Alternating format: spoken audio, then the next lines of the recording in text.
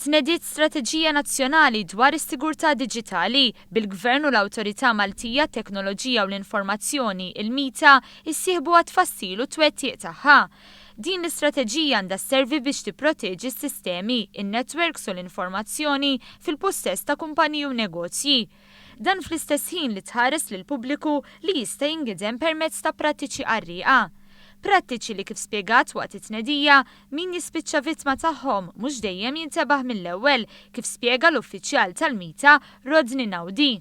Mela, sfortunatament, ir-riċerkaturi li ħafna drabi meta xi ħadd jidħolok fuq il-computer tiegħek, iddum ix-xhur ma tinduna, ma b'ċertu attività li jista' jtik idea li l-affarijiet mhux kif suppost.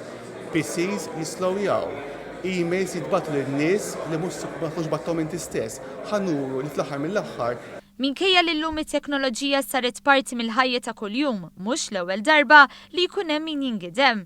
Intqal il-MITA ta' kull ġimgħa tirċievi numru sostanzjali ta' rapporti dwar attakki ġeneriċi fuq uffiċjali pubbliċi jew attentati ta' hacking saħansitra fuq dokument u siti tal-Gvern. L-attakki mhux bil-forsi jkunu attakki ġeneriċi, ma attakki wkoll jisemmu l-individu bl-isem r-rwol tiegħu. Xi hemm xi nies li biħsieb qegħdin jaraw kif jista' jġibu flus jew informazzjoni mill-Gvern m'għadux attenti jispiċċaw għand idejn mhux suppost.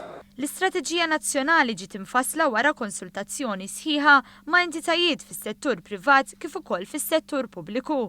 Il-Ministru għall-Kompetittività u s-Suq Diġitali Manuel Mallia għalli jista' l-pass li jmiss huwa li l-pubbliku jkun aktar marraf u jingħata informazzjoni meħtieġa dwar l-Istrateġija Nazzjonali għas-Suq Diġitali. Ferm aħjar, il-futur wara din l-istrateġija wara ewwel nies nagħtu pubbliċità fuq din. U allura rridu nimxu biex nagħtu pubbliċità, biex immorru fl-iskejjer, biex infehmu, biex nedukaw, biex anke nagħmlu ċertu programmi biex il-poplu jkun jista' jifhem dawn il-fatturi u din l-istrateġija. Hemm ħafna aktar xi jsir. Dan huwa l-bidu, imma aħna fil-fatt dan il-bidu għamilnieh. Il-Ministru Manuel Mallia fakkar kif Malta hija meqjusa mill-Kummissjoni Ewropea bħala wieħed mill-pajjiżi membri tal-Unjoni Ewropea li qiegħed jiżviluppa brata maġla lejn ekonomija u soċjetà li tħaddan b'mod sħiħ id-dinja diġitali.